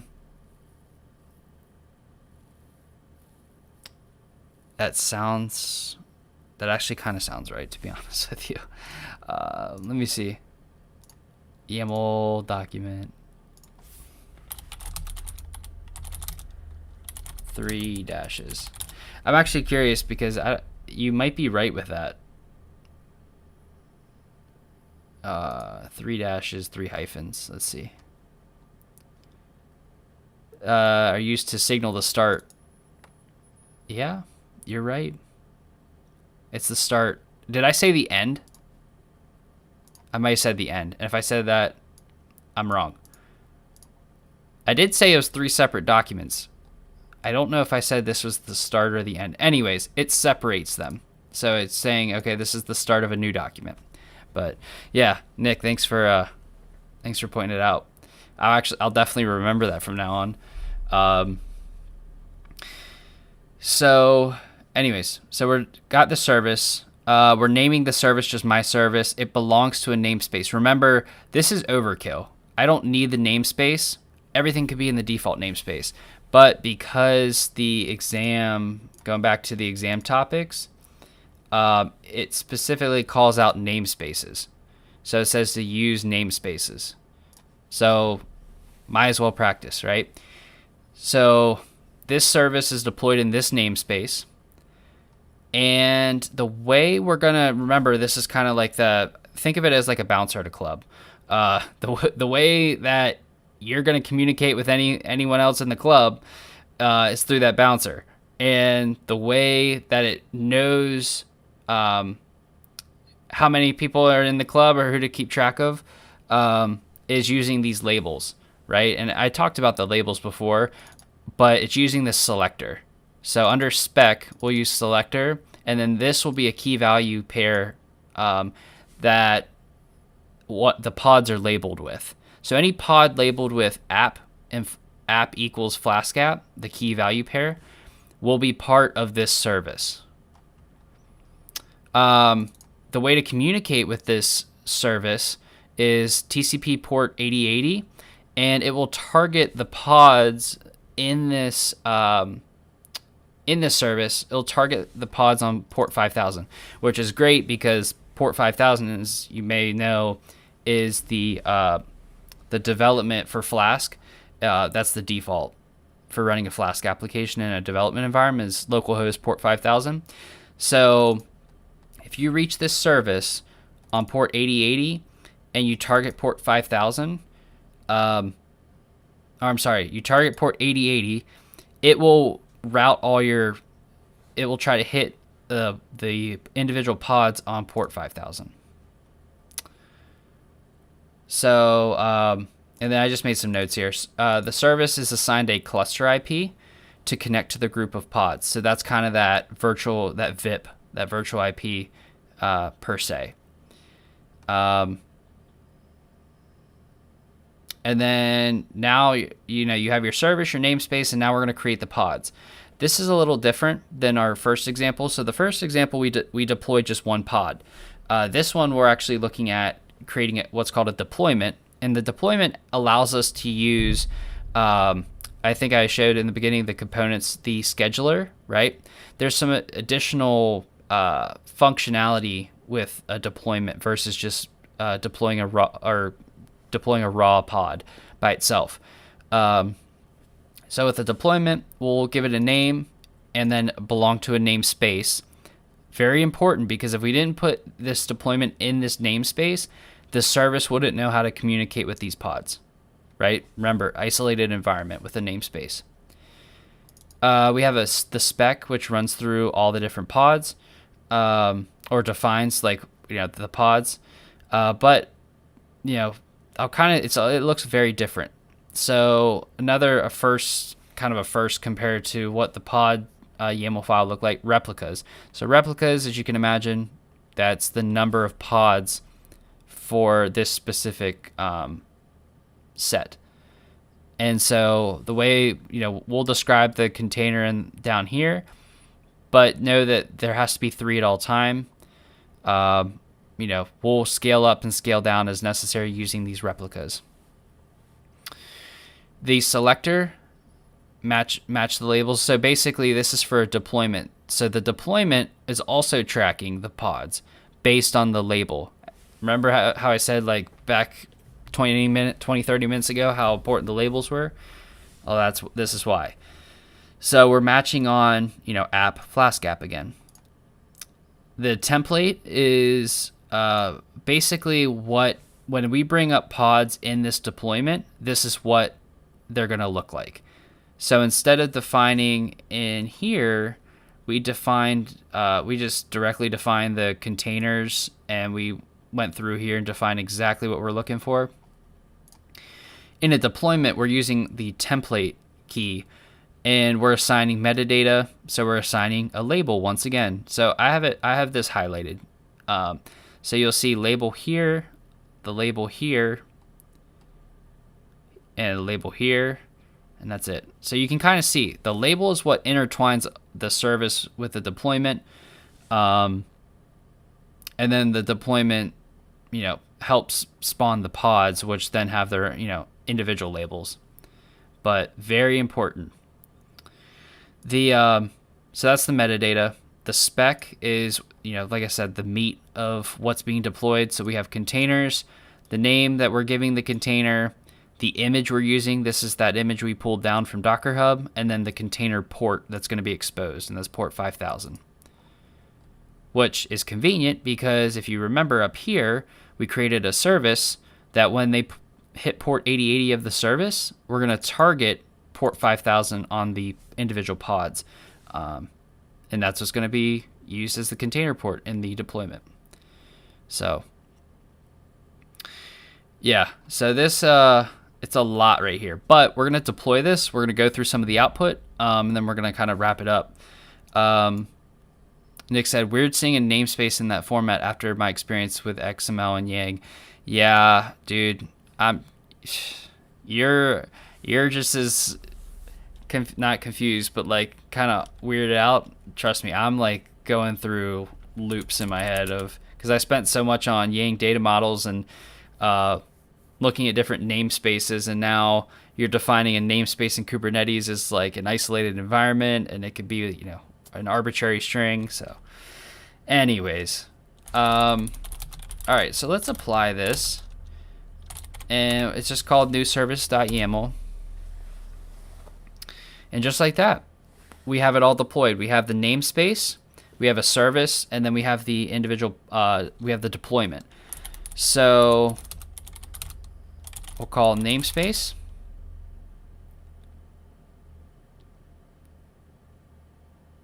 Maybe. Oops, I forgot an E. So you'll see that Dan's Flask app, the namespace was brought up 22 seconds ago. And then we'll do, let's get a service. And you'll be like, Dan, it's just Kubernetes here still. Remember, we're in the default namespace. You can change this namespace by doing this command here, doing kubectl config set context. So the set context will switch you over to a namespace permanently, well, until you change it back. Or what we could do is do the same command, -n, and then do the name of the namespace, Dan's Flask app. And see, now we have our service, the cluster IP, as I mentioned, think of it as like a VIP or, you know, virtual IP. The IP of the cluster, this is still not reachable via the outside world. Not yet. We won't get to that tonight, but just know that this is kind of still internal to Docker, but it's still just that one IP. So if you want to hit this Flask app, you want to hit this IP instead of an individual pod. And you can see here, port 8080, and there's no external IP assigned. And it's been up for 71 seconds. Let's see, git deployment. And you might be like, okay, how does he know this stuff? Git namespace, git service, right? It's the different kinds. And now we're gonna get the deployment in my namespace. And you see, we named it Flask app. We said we wanted 3 replicas of this image, the Flask app image.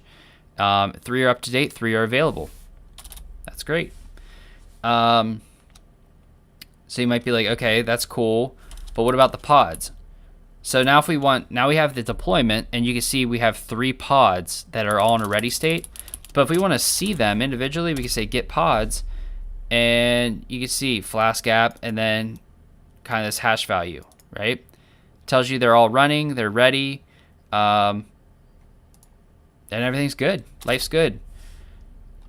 Now, just to show you something pretty cool here, we're not setting limits or anything like that. But let's say we're figuring out, okay, we're doing some checking logs, or we're checking the metrics, and we're realizing we're running hot on 3. Let's say we want to scale up to 5. So I'll save this. I literally just changed this, set it to 5. We'll do kubectl apply f new service. So you'll see it says namespace was unchanged, service was unchanged, but this deployment was configured. So if we go back real quick, we caught it. So now you see we've now scaled up to 5 replicas of this application. And you can see I caught it before it got to a running state, but it says container creating 0 for 1. And if we do it again, now we have 5. And remember, if we want to get to this service, or I'm sorry, if we want to get to one of these Flask applications, we hit that service or that cluster IP. So other services, right? Let's say this Flask app actually was like a built API.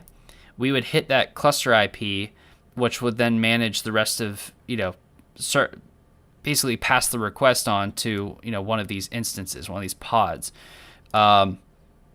So, I mean, the possibilities are endless, really, with even just that small concept. Now, like I said, there's ingress, and there's some other components that I'm actually still reading on, but it's pretty cool to see all of this. and realize that just based on this kind of this YAML document, you can change these just on the fly and then apply it. So I'll show you this real quick. If you apply this, it will scale down the deployment back to 3. So I'm going to do the apply, and you see it says configured again. There you go, I caught it. So now you can see it's terminating 2. If we do it again, it'll be back down, back down to 3. Clay says, I think of K8's namespaces like VRFs. That's exactly what they are. That's actually really good, Clay. I might actually use that. They are like VRFs. Yeah, routes can't. It's just like, yeah, with routing, you can't see if you have 5 VRFs on a router and nothing in the default VRF. Yeah, then when you do show IP route without the VRF, then you're not going to see anything. So, yeah, that's actually a good. I'll remember that one for sure. I'll be on the test and be like, oh yeah, namespaces are like VRFs. So, yeah. So now we have a running service. A couple last things here. If we do git service, my service, right? That's what we called it. My service. Oops, not git. Describe. And I think I showed this earlier. But if you do, oops.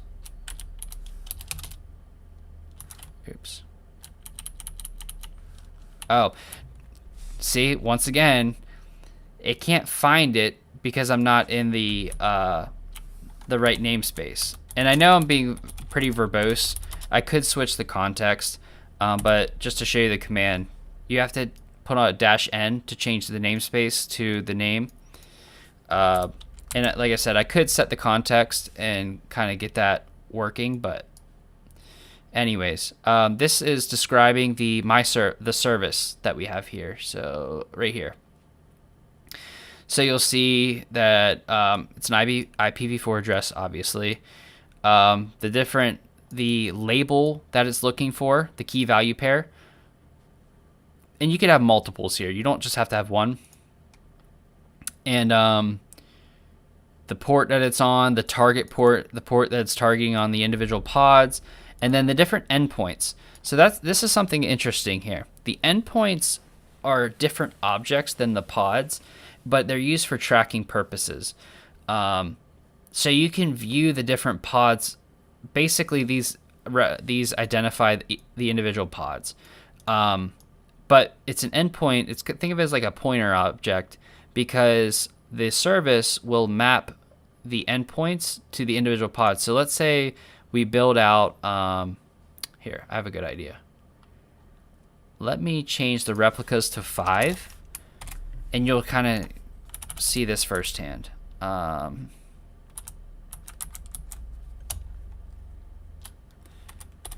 do apply again. So we're going to scale this up to 5 containers, 5 pods. So you'll see 7, 8, 9. And now it's 12, 13, 7, and then plus 2 more. So that's kind of, let me see if I can actually get it to, oh, that didn't work. Anyways, but yeah, you can see that this endpoints, it tracks the IPs of the individual pods, and as pods spin up and spin down, as they're restarted. So I haven't even showed like a simulated failure yet, but it's kind of the same concept. Where let's say .12 fails, it will reboot and maybe it gets .16 as its new IP. Well, this service will track the endpoints, and then, like I said, kind of route the traffic from the service to the individual pods. And I'm just going to scale it back down. Oops, out of order.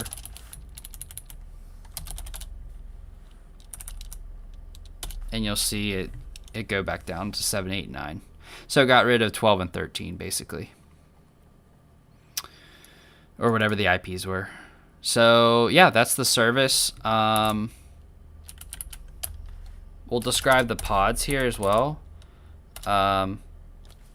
It's a lot of output because there's 3 pods. But let me just take the bottom one here. I know I just like... Here we go. So this is one of the pods out of the 3. The name, the labels that belong. So like I said, it's important because the service and the deployment is mapping to this specific label, and then the service is mapping to this specific label. So the labeling is very important. Here's the IP of the individual pod itself, right?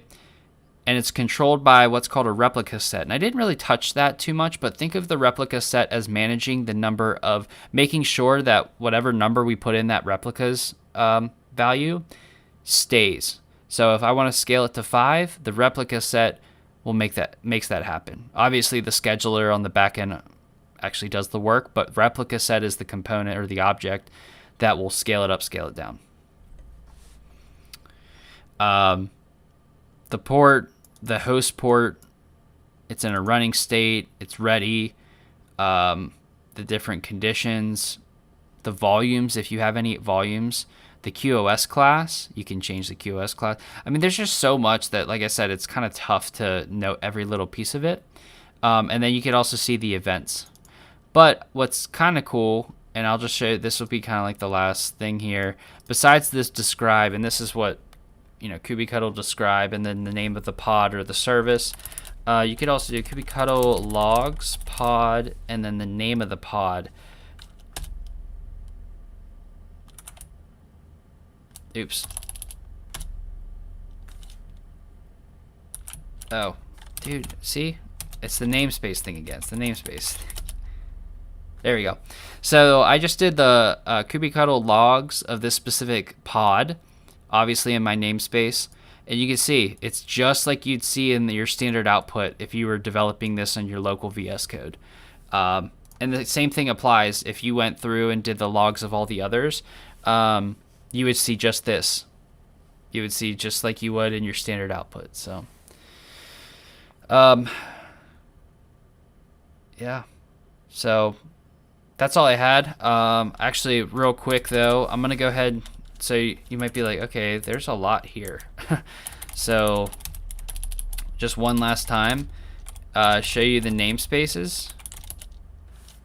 You'll see 12 minutes ago this namespace was created. We will now check the service that was deployed in this namespace, or the services, right? The my service was created. And then we'll get the deployment, which, remember, kind of manages the pods for us. We don't have to manually go in and say, okay, create another pod, create another pod. All we do is have a deployment that says, okay, I want this many pods, and the template for those pods, we're going to give it this label, and they're going to be this container. It's going to contain this many containers. Obviously, in our case, we just have that simple Flask app, and then the port that it will be exposing, or that can be communicated on. So that's it. Now we're good. Now I feel like, you know, we're at a point where we've scaled this. Think of where if you've kind of followed along, think about where we've been even from last week, where we were creating this Docker Compose file, right? You know, we created a service using a specific image, and we mapped the host port to the Docker, the Docker port, or the container port, right? So that works, and I'm not saying anything's wrong with Docker Compose, because there's many use cases this would work much better. Kubernetes would be overkill. But think about, like, if your entire infrastructure was ran on containers, right? Something like not this one. And this is only like a sub. There's components that I'm missing, like I've mentioned, like ingress, the ingress object specifically. I've just read about just today, just to get some more in-depth detail. So there's ways to manage all your containers and your deployments through something in a declarative way like Kubernetes. So I hope you learned something tonight. I definitely did, whether it was MiniCube not working. But I'm glad we got this up and running. The last thing I wanted to show you was how to get rid of all your changes, right? I just showed you everything that's deployed. The way to do that, instead of doing apply, is delete. And literally just do that. And it cleans up everything. Anything that this file deployed, it will clean up. I guess I should specify. But that's all we deployed tonight, was just the namespace service and the deployment. And you can see here, it's all deleted. So, and the way to verify that is just to take a look at the namespace, and you won't see that Dan's Flask app namespace anymore. So, yeah, that's kind of all I had with Kubernetes. Like I said, this looking at this book here, the Kubernetes Up and Running book by O'Reilly, published by O'Reilly. It's a really good book. I've actually been really interested. Like, it's been fun to read, as crazy as that sounds, because it talks about the why. Why these services do specific things, or hey, this service is like this one, but this is why you would use this one particularly. So like I just talked about service object versus the ingress. Ingress is specifically for HTTP, HTTPS layer 7, whereas service is more layer 4. So it's different in that way. And obviously you have different options with each. So I'm going to finish reading this book over the next, hopefully by Sunday night, I'll have it completely read through. Hopefully I'll learn some more things. Like I said, I only walk through what I know. So, I've kind of learned the namespace, service object, the deployment, and then like with the deployment, there's the replica set and then the pods. So like the core foundation of like how to deploy, a simple setup I got. But there's some more like little details that I wish I would know more about. So I'm going to try to learn the rest of that this weekend. If you're interested in any of the code that we went over and you're like, hey, I'd love to read about this more after I take a look at Kubernetes myself, my GitHub page here, I'll throw it in the chat as well. I know probably most of you actually on here have either, I know Clay's actually contributed to it, so there's that. But I'm sure if you probably followed already, but for those watching, you can always go to my GitHub, and I just put the link. I don't know if you can see the chat replay, but I'll put it in a tweet or something as well. But this is where I track a lot of my code. If it's not here, it's in my GitLab repository, same name, same repository name, same username. So you literally just change the URL from GitHub to GitLab, and it'll take you there. So, and it's the Kubernetes folder. I guess I should be more specific. And you can look at the different YAML files there. But thanks for everyone that's tuned in.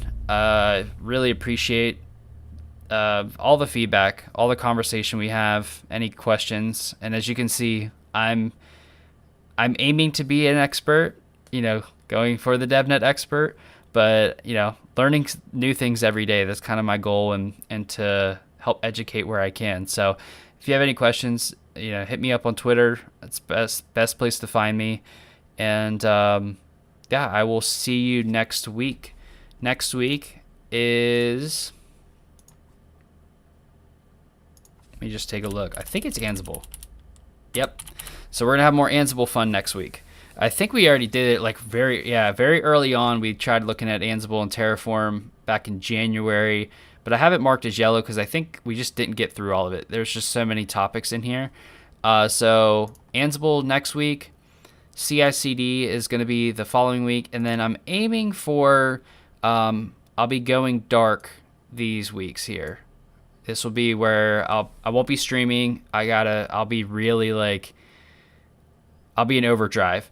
But I do plan to do, after the CI/CD week 14, which will be the week of April 4th through the 10th, I do plan to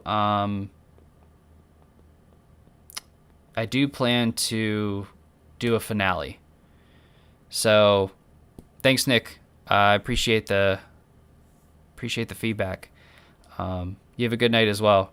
So I do plan to do a finale. I was looking at the 16th. I realize that's over Easter weekend, so we'll see. I want to do a Saturday stream though. I want to do like probably 5 hours to kind of mimic that practical exam time.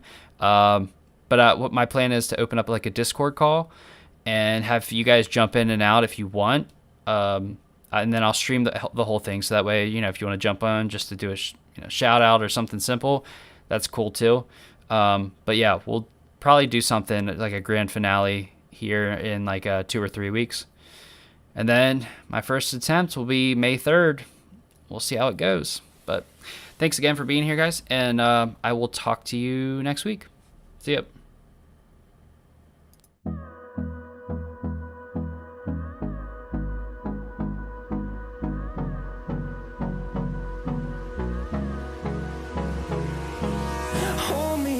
Till I get up, time is barely on our side.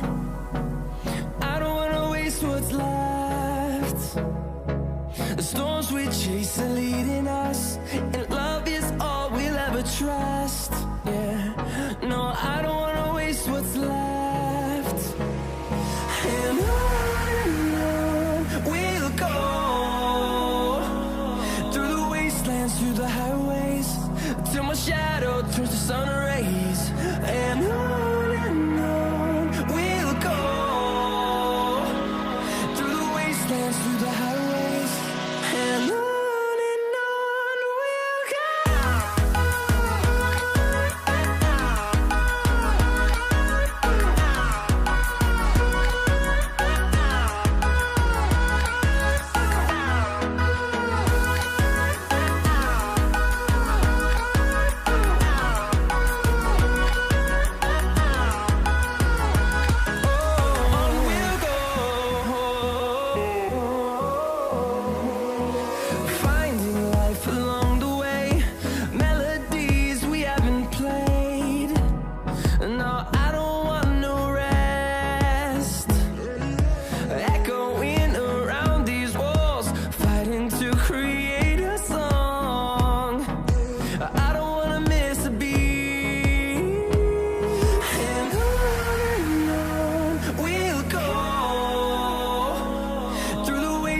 Through the highways, till my shadow turns to sun rays. And